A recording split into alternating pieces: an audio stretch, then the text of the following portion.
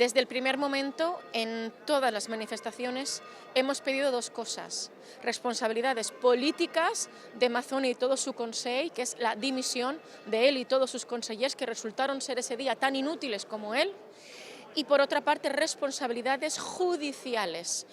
Ahora mismo Mazón continúa teniendo acta de diputado, lo que le convierte en aforado, y pedimos que renuncie a esa acta y que se ponga a disposición inmediata de la jueza de instrucción de Catarroja. La renuncia de Carlos Mazón nos ha servido todavía más para continuar con las ganas de llenar las calles para conseguir realmente justicia, verdad y reparación.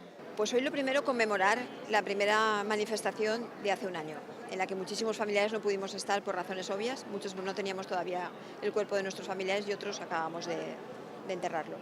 Y luego ahora pedimos la dimisión de todo el Consell, que él no esté aforado, que deje el acta de diputado y bueno, y como no, la prisión, que se ponga a disposición judicial y bueno, ya que evidentemente que diga, ¿no? Que diga el juez o la jueza. Pero bueno, nuestra finalidad es que él acabe en prisión, claro que sí, por 229 homicidios imprudentes.